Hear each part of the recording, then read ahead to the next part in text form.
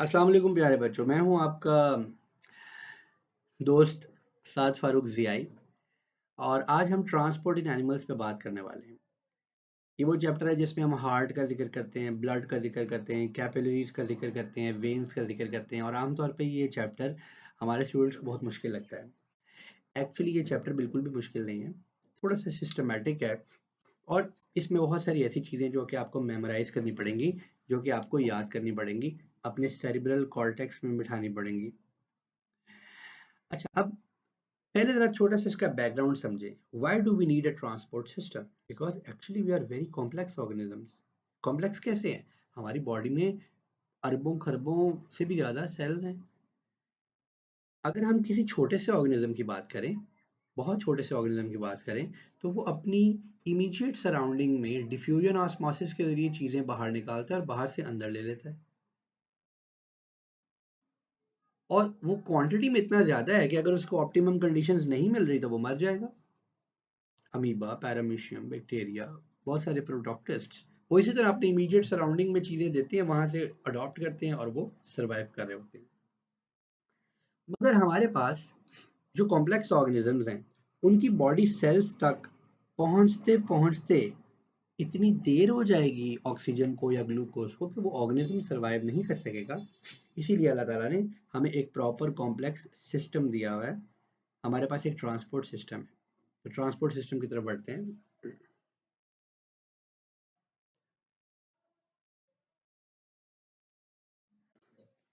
जी प्यारे बच्चों, अब से ऑनवर्ड आप अपनी स्क्रीन पर मेरे नोट्स देख सकते हैं और हम इन्हीं नोट्स से ही इस ट्रांसपोर्ट को समझने की कोशिश करेंगे। हमारे इस ट्रांसपोर्ट सिस्टम के अंदर बहुत इंपॉर्टेंट चीज़ है जिसको हम बोलते हैं ब्लड। प्यारे बच्चों, ये जो ब्लड है, ये इतना यूनिक चीज़ अल्लाह ताला ने बनाई है कि ये एक ऐसा टिश्यू है जो कि लिक्विड टिश्यू है। अजीब लगता है ना सुन के कि एक टिश्यू है और फिर भी लिक्विड कैसे हो सकता है। So it is a liquid tissue because actually इसमें ढेर सारे सेल्स भी मौजूद हैं, ठीक है, और ये अपना अपना मुख्तलिफ काम भी परफॉर्म कर रहे होते हैं। सो बाय ऑल मीन्स ब्लड जो है वो टिश्यू की कैटेगरी को अच्छे तरीके से जस्टिफाई करता है। हमारे पास वो बताता है कि जो अडल्ट ह्यूमन बॉडी है उसमें तकरीबन 5 लीटर ऑफ ब्लड है। आपको ये बात याद रखने की ज़रूरत नहीं। प्लाज्मा कितनी परसेंटेज में है ये परसेंटेज भी याद करना हमारा काम नहीं। What you need to remember is कि हमारे पास यहाँ पर ब्लड सेल्स होते हैं और इन ब्लड सेल्स में हमारे पास वाइट ब्लड सेल्स और रेड ब्लड सेल्स मौजूद हैं और प्लेटलेट्स मौजूद हैं। सबसे पहले विल टॉक अबाउट प्लाज्मा। अगर आपके पास ये कैपिलरी है और इसमें आप देख सकते हैं ये रेड ब्लड सेल्स हैं, ठीक है, ये हमारे पास ये चलिए इनको रेड कर देते हैं, ये रेड ब्लड सेल्स हो गए। ये हमारे पास प्लेटलेट्स, ये वाइट ब्लड सेल्स और ये प्लाज्मा है। प्लाज्मा जो होता है वो हमारे ब्लड का लिक्विड पार्ट होता है। इसके बारे में आपको बहुत एक्सटेंसिव क्वेश्चंस भी आ सकते हैं। वो आपसे प्लाज्मा के बारे में लंबे चौड़े सवालात भी पूछ सकता है। वो आपको बताता है कि प्लाज्मा बेसिकली एक पेल येलोइश लिक्विड है जिसमें 90% तक पानी होता है और बाकी डिजॉल्व्ड मटेरियल्स होते हैं। अब प्लाज्मा के अंदर क्या क्या डिजॉल्व हो रहा होता है? तमाम वो चीज़ें जिसको आपके ब्लड ने ट्रांसपोर्ट करना है from one place to another place, वो सब सब प्लाज्मा में ही डिजॉल्व होकर एक जगह से दूसरी जगह जाती है। इसमें क्या क्या है?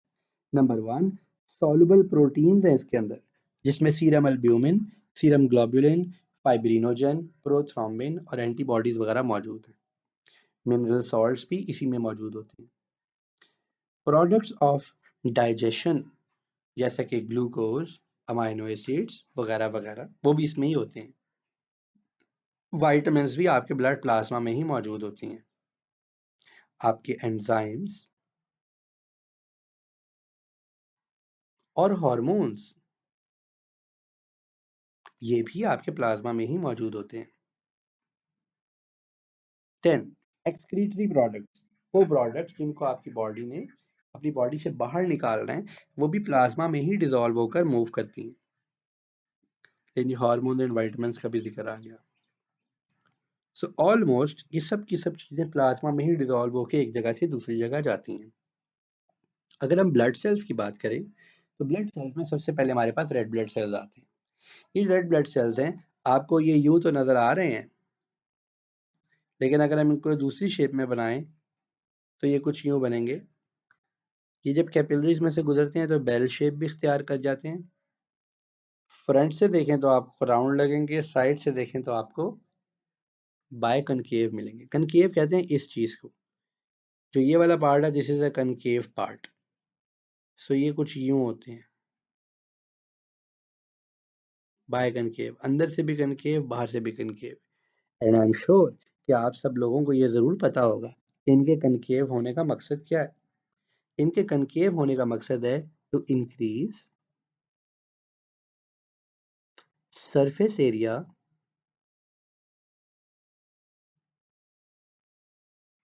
To volume ratio.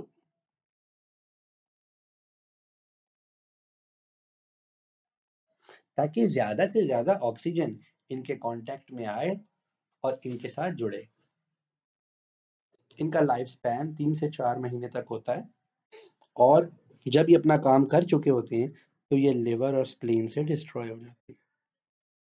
हीमोग्लोबिन जो इनके अंदर भरी भी होती है, उसकी ऑक्सीजन के लिए बहुत सारी एफिनिटी होती है, और जब वो ऑक्सीजन के साथ मिलती है तो वो ऑक्सीजन ऑक्सी हीमोग्लोबिन बना देती है, और ब्लड को वो ब्लड के जरिए ऑक्सीजन को कैरी करती है। जब हमारे ये रेड ब्लड सेल्स टूट जाते हैं और हीमोग्लोबिन टूटती है तो बाइल पिगमेंट्स बनते हैं, जिनको कि हमारी बॉडी सेव कर लेती है। इसके बाद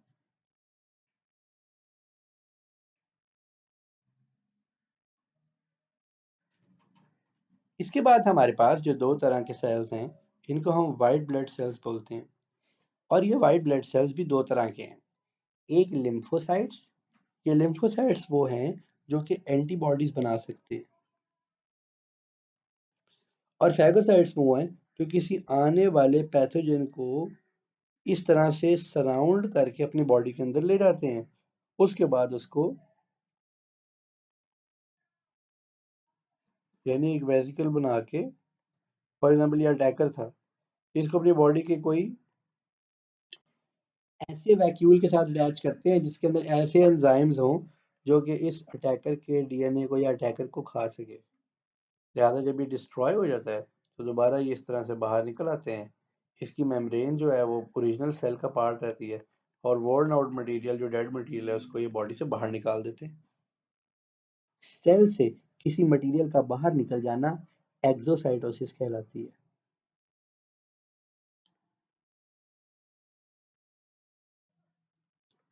सेल के अंदर किसी चीज का इंट्रोड्यूस करवाया जाना